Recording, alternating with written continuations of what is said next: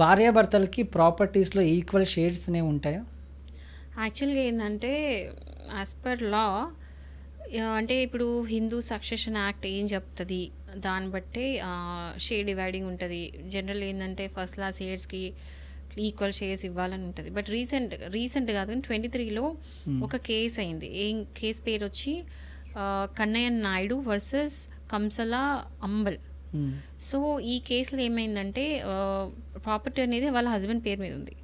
So దాని మీద claim వేస్తూ వాళ్ళ వైఫ్ కేసు వేసినప్పుడు మద్రాస్ హైకోర్టు ఏమని వర్డిక్ట్ ఇచ్చిందంటే ఇద్దరికి ఈక్వల్ షేర్ ఉంటుంది ప్రాపర్టీ మీద అని చెప్పేసి.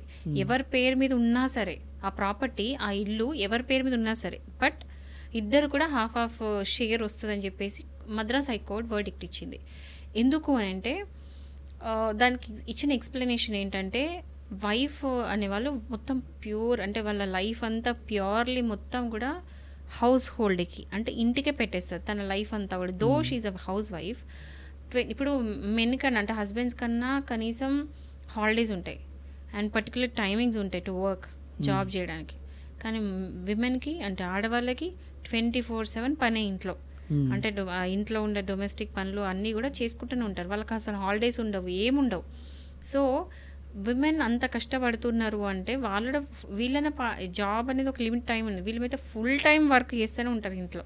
సో ఎఫర్ట్స్, వాళ్ళ లైఫ్ మొత్తం ఇంటికి, హస్బెండ్కి, పిల్లలకే పెడతారు. కాబట్టి సడన్గా వచ్చేసి ఇప్పుడు నాది ఆస్తి, నా పేరు మీద నాదే అంటే ఈమె ఎక్కడికి పోను? ఆమె అంత కష్టపడి ఇల్లుని చూసుకున్నందుకు కనీసం ఆమెకి రైట్స్ కూడా లేవా ఇంటి మీద అని చెప్పి ఎక్స్ప్లెనేషన్ ఇస్తూ ఇద్దరు కూడా ఈక్వల్ షేర్ అని చెప్పేసి కోర్టు ఇచ్చింది. బట్ ఇక్కడ ఏంటంటే ఇక్కడ మనం చూడాల్సింది ఏంటంటే కొంచెం జ్యుడిషియరీ ఓవర్ ఇన్వాల్వ్ అయింది. అంటే ఎందుకంటే మామూలుగా ప్రాపర్టీ ఇష్యూస్ అంతా కూడా ఈ ఫ్యామిలీ కోర్ట్స్, మ్యాట్రిమోనల్ డిస్ప్యూట్స్లో చూడడానికి ఉండదు. ఓకే, బట్ ఈ మ్యాట్రిమోనల్ ఇష్యూస్ కూడా కన్సిడర్ చేస్తూ కోర్టు వర్డిక్ట్ ఇవ్వడం కొంచెం ఓవర్ పవర్ యూజ్ చేసుకున్నట్టు, అంతే కదా. ఎందుకంటే దానికి ఒక స్పెషల్ యాక్ట్ ఉంది, ఆ యాక్ట్ ప్రకారం ఇంత షేర్స్ ఇవ్వాలని చెప్తుంది, ఇన్ని జరుగుతున్నాయి. అలాంటి టైంలో ఈ మ్యాట్రిమోనల్ ఇష్యూని మ్యాట్రిమోనల్ ఆస్పెక్ట్ని ప్రాపర్టీ డివిజన్లో అంటే ప్రాపర్టీ పార్టీషన్లో తీసుకురావడం అనేది కొంచెం క్వశ్చనబుల్ ఉన్నది, అంటే అర్థం కాకుండా ఉంది. బట్ అంటే ఇప్పుడు ఏం చేస్తున్నారంటే వైఫ్స్ పెట్టే ఎఫర్ట్స్ కూడా, అంటే ఒకప్పుడు హౌస్ వైఫ్ ఏం చేస్తున్నామంటే హౌస్ వైఫ్ ఏం లేదా అట్లా ఉండదు కదా.